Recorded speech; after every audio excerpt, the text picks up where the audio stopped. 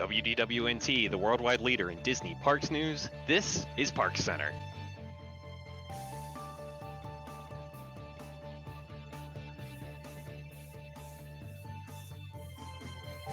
Hello, everybody, and welcome to Parks Center, the weekly news show where we go over the top 7 stories from the past week. My name's Ben, and on the show with me tonight, we have Whitney. Hello. Rich. Hello. Peter. Hey! And Allison.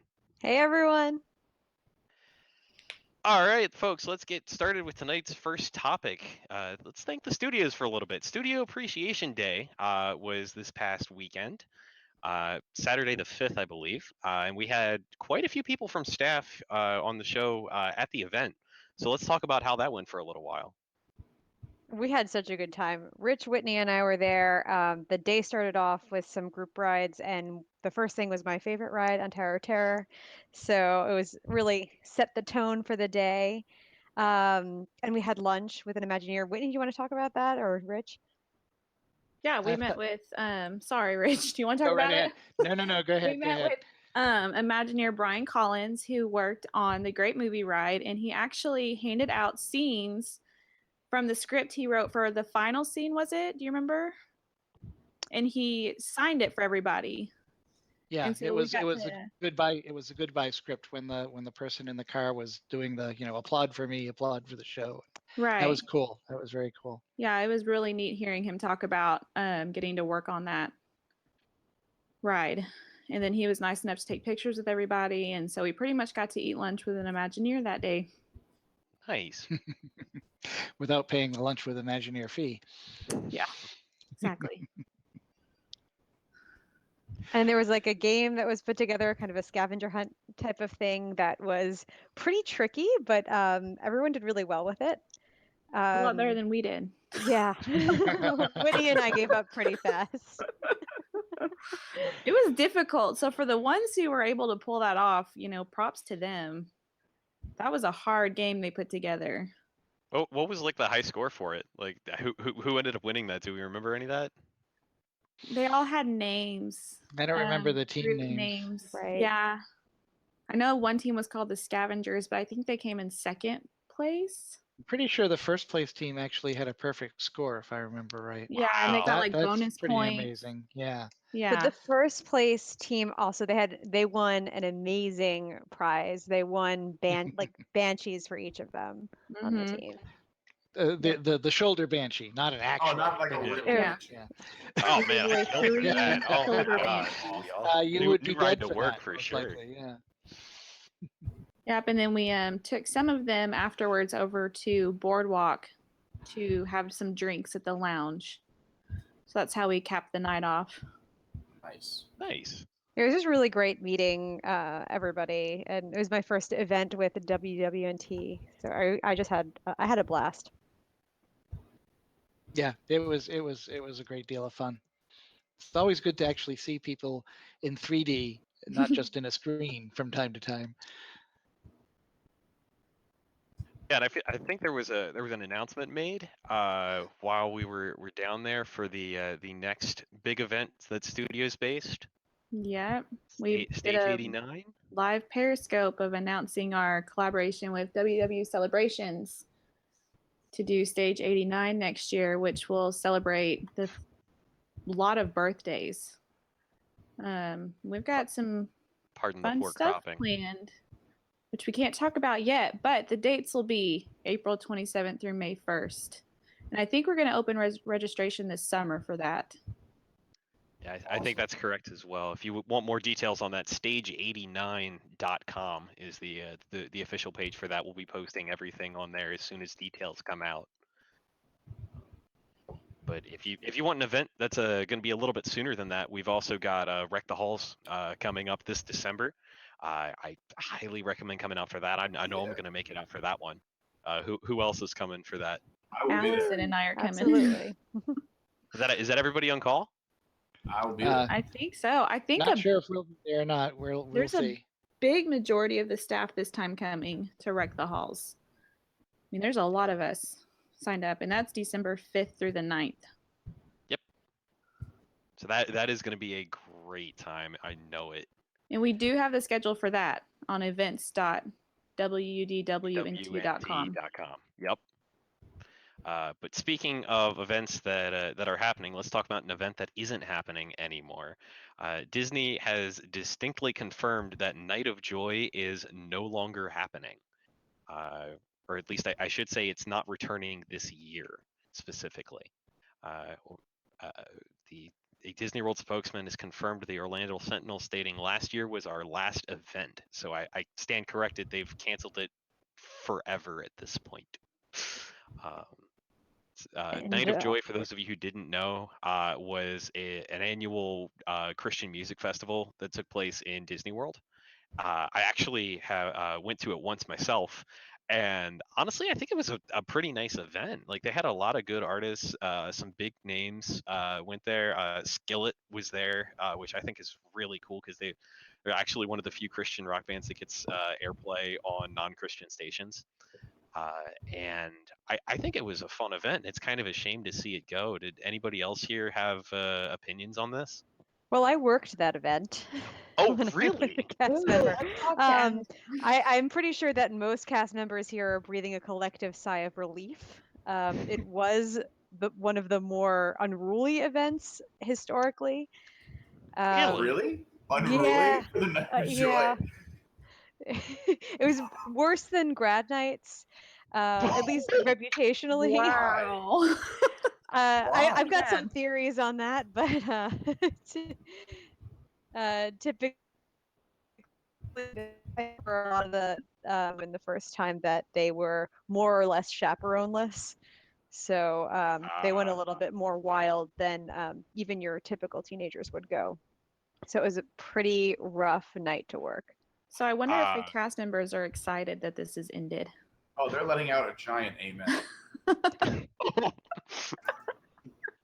Literally. Yeah.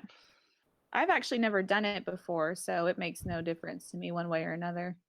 Yeah, I've never done it either, so I don't feel like I won't miss it. much. Yeah.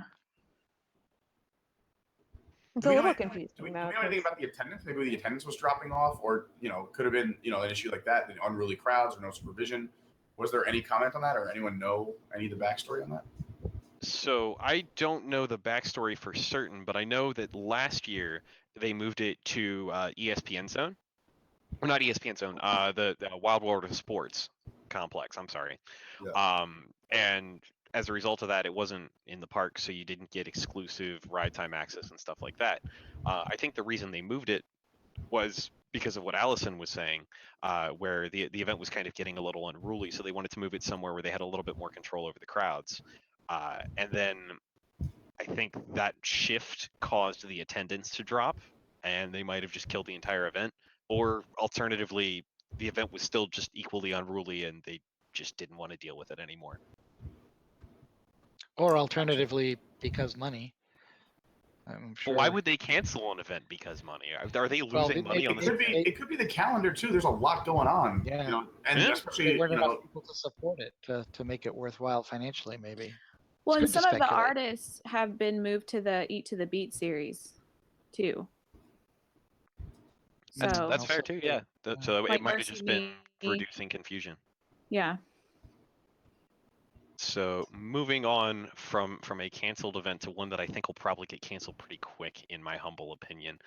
We've got some new concept art for H2O Glow Nights, which is, in my opinion, a missed opportunity to join the words H2O and glow and just make it H2 Glow.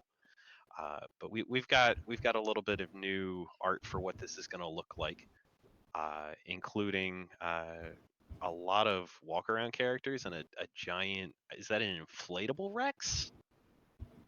Like what is going on here? I don't know, but it looks like a 90s rave party in a water park, and that just brings me back. So sounds great to me. I was gonna say this looks like a teen night that I used to go to, like the clubs when they were shut down. Oh my gosh, Pete, we were probably at the same ones.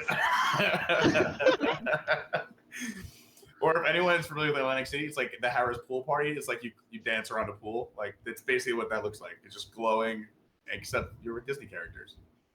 Of course, it's probably true at the old rave parties. You thought you saw a big green dinosaur, even though it was not actually at the party.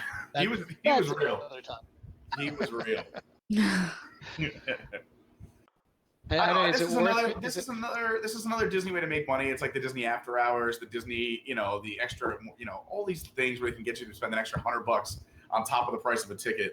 Disney's going to do it, and that's, even the quarterly report came out today, and Disney parks were one of the biggest jumps on the entire Disney profile, where their attendance going to go up, but people are spending more money when they're there, and this is one of the ways I think Disney's doing that. Yeah, Well, but there was a big discussion on the podcast too about that recently, where we were talking about decreasing attendance but increasing prices and getting less crowds so that the experience is more enjoyable for everybody. And there being this big long discussion about pricing people out of being able to make trips. Do we think this is happening? Do we think that events like this are kind of a foreshadow of what's to come if this is successful? I'm not worried about this event. This event is at a time where the park isn't normally where that park isn't normally open anyway, and the price point doesn't seem insane to me. What was the price for it? 55, 50, I think. yeah, 50 or 55. 55, I think, depending on 55 the and then night or 50 when you for buy it. kids, yeah. Right, Yeah, that's that's it. relatively cheap for a Disney event. Is that plus the price of the park ticket for Typhoon Lagoon? No, it's just I don't think you're paying for the park ticket because it's after the park is closed Gotcha. anyway. Yeah. Yeah, that's not bad. And it's I don't know if you guys have seen Party Source Rex, the cartoon, but it's a really cute cartoon. And so I'm hoping they can incorporate that pretty heavily into the H2O Glow I think that was Nights. my fraternity nickname, Party Source Rex. This explains so much. Moving on from one party, I guess, to another kind of rambunctious gathering, Pirates of the Caribbean. So out in Disneyland, we are going to be getting a redhead meet and greet in New Orleans Square this summer. So you will be able to actually meet and greet the redhead. I guess the demands for the redhead just needed to be answered. That's not the right redhead. That's That's not the one that's being demanded. it is a redhead and it is a pirate. We don't have an official image yet of what the real redhead is going to look like. So this is the closest approximation we could get. But what do people think about this? Honestly, I think it's kind of cool to get more original character meet and greets. But given the reimagining of that character recently, I don't know. I'm a little conflicted. I love it. Do you really? Yeah, I love it. Well, one, like you said, it's another meet and greet, which is cool. Two, it's an original character that we know nothing about. It's not like this redhead is like from the movie Pirates of the Caribbean. This is from the ride. So there's no like they're doing the meet and greets of like Marvel characters and whatnot, and you're expecting a certain thing because you know those characters from the movies. This is an original character, so it's gonna be fun to me. I would love to ask her questions like, hey, like, because they even say like she's into rum and collecting coins. Like, tell me more about that. I would love to hear about that. I think this is gonna be a lot of fun. I think they can have fun with the character.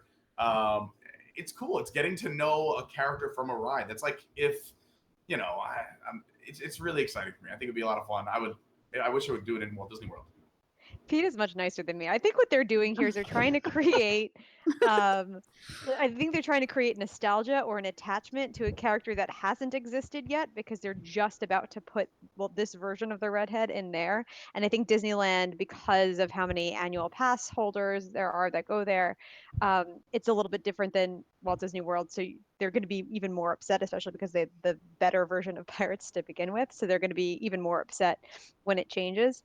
So I think they're trying to create excitement and create attachment for especially the children that are going there. And it feels artificial to me, but you know what, Pete's right. I kind of would like to ask her about her rum collection.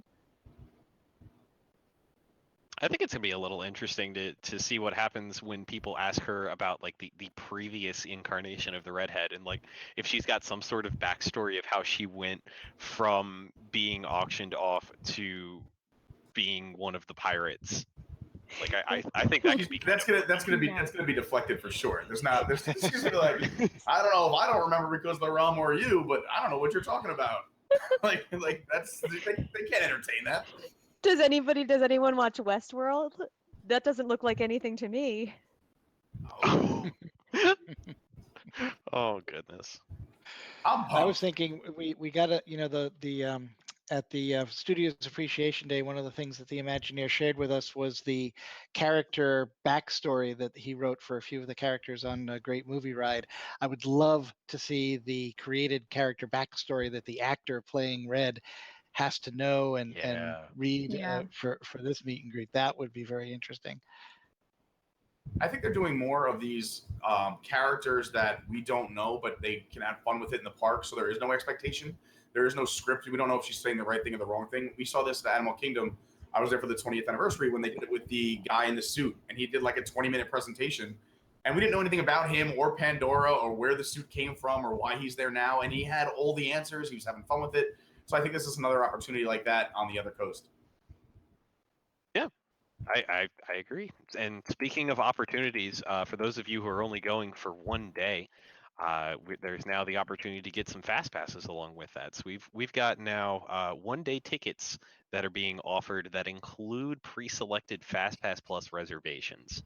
And before you get your hopes up, they're all kind of mediocre. They're all trash. Like honestly, like Magic Kingdom is giving you stuff like Small World, Space Ranger Spin, Barnstormer. Barnstormer, Carpets. Monsters Inc. Hey, if you want to skip the 3-minute line you're gonna wait in, grab a fast pass. I mean, Studios has got honestly, I think one of the better ones with Muppet Vision, Indiana Jones, and Star Tours. But when you've got Indy as a fast pass and Muppets as a fast pass, and I'm saying you're one of the better offerings, that's saying something. That's terrible. There's no wait for Muppet or Indy Jones ever. This is so sad because I was just at Epcot and Journey and Seas had no waits at all. Yeah. You don't even need fast passes for those. If you look at that list, tell me maybe 1 or 2 rides where there's more than a 10-minute wait. I think Primeval Whirl is usually more than a 10-minute wait. Primeval Whirl should be Dinosaur can have Dinosaur, one.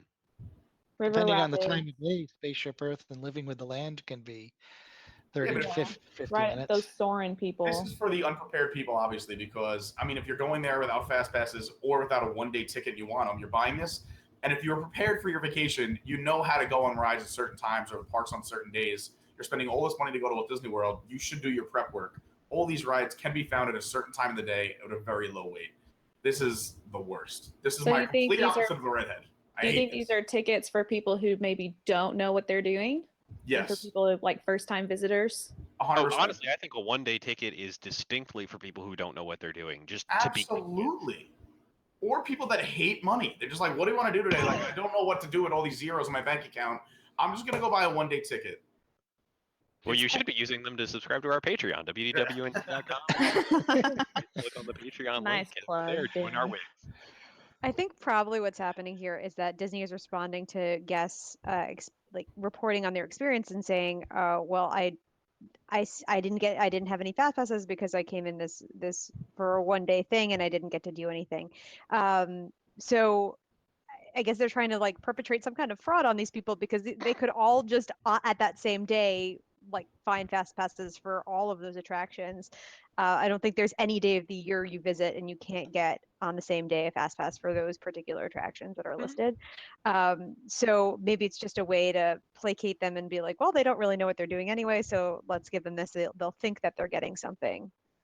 And to be fair, like if you can't get fast pass reservations for 1 or 2 of those, and you want to take this option, if I remember right, you can still shuffle some of your existing reservations. You can throw them out and go to other attractions if they still have fast pass available.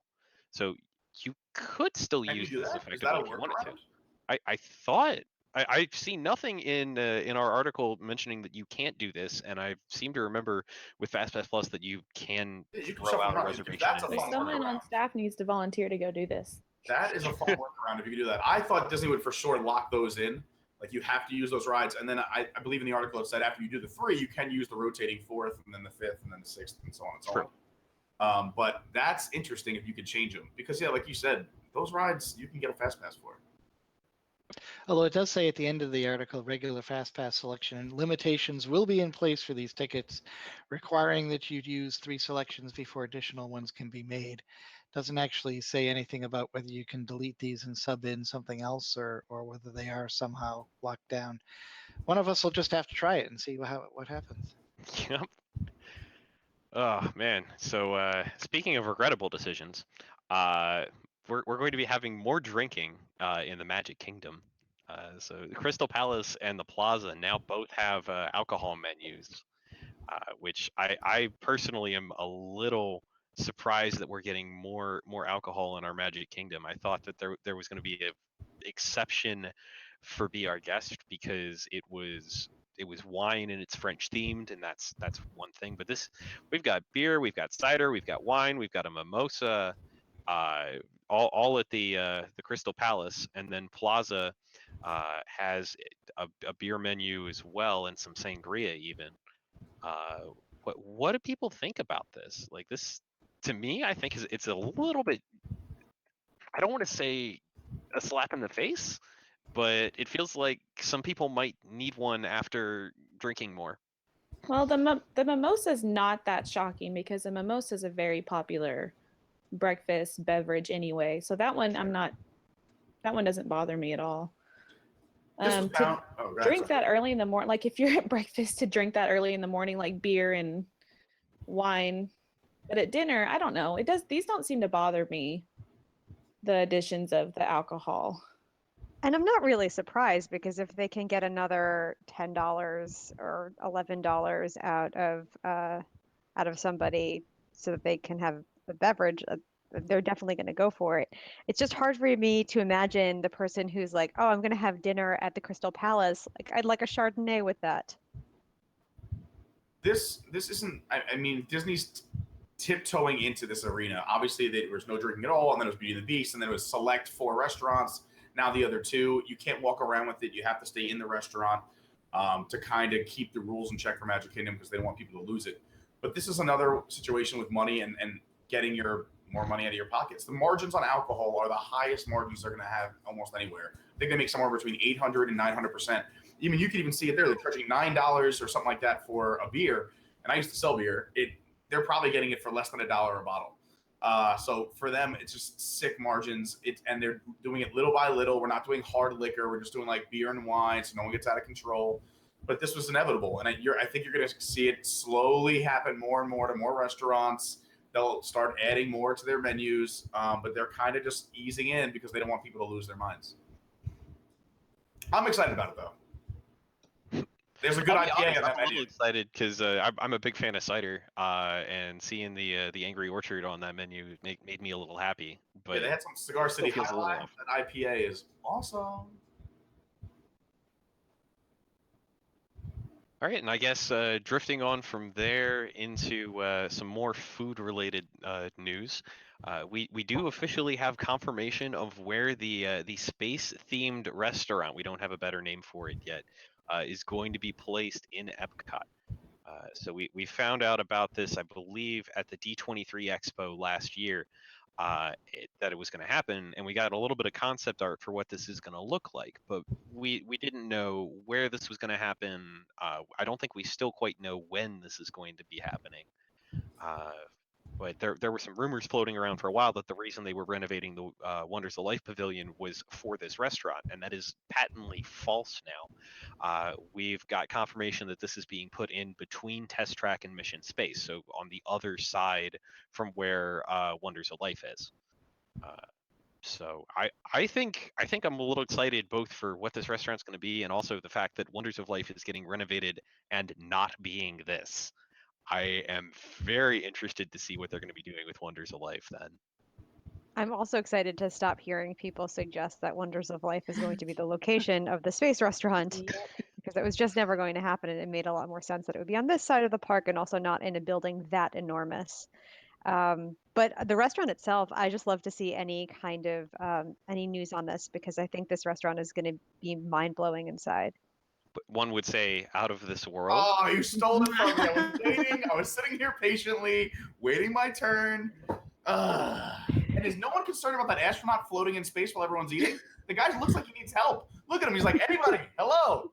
I Knock would on my love to window. see Wally and Eva outside of there instead. That would be really Oh, fun. that would be neat. Oh, you mean the NASA probes they just NASA launched? sent Or two, yeah, No, probes. like the real ones Oh, I with their think we little should have fire the. extinguisher.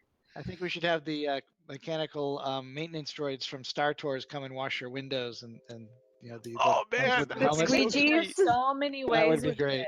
I Yeah. think it would be cool if they did incorporate other things from that area, because this is going to be right next to Mission Space and right next to the new Guardians of the Galaxy ride. It would be cool that like every 30 to 45 minutes you saw like, a Guardians of the Galaxy ship fly by, or you saw like the people taking off on Mission Space fly past the window to kind of intertwine everything in that area.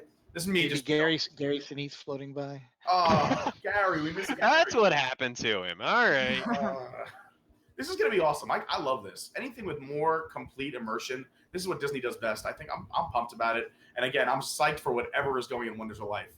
Give me more at EPCOT. I'm pumped. This is great. Going back to our previous story, I wonder what interesting concoctions for drinks they might come up with for a space restaurant. That there could be lots of opportunity there. Yeah, there's gonna be some molecular gastronomy type of cocktails going on. Awesome. And we'll get to test them all. Yeah, there we go. Yeah, we get to charge for that, right? The expense account. Yeah. I'll review that. And on that boozy note, that's going to do it for tonight's show. Thank you all for tuning in and watching Park Center. If you're watching this live, Happy if you're birthday, a Wix Jill. member, Yes, Yeah, happy birthday to Jill. yes, big Happy happy birthday, birthday to Jill. Jill. One of our regulars Birthday. couldn't make it out tonight, but happy birthday to you. Thank you for watching this. If you are a Wigs member and you are watching this live on the Wigs only page, scroll down just a little bit. We're going to start our post show as soon as this show ends.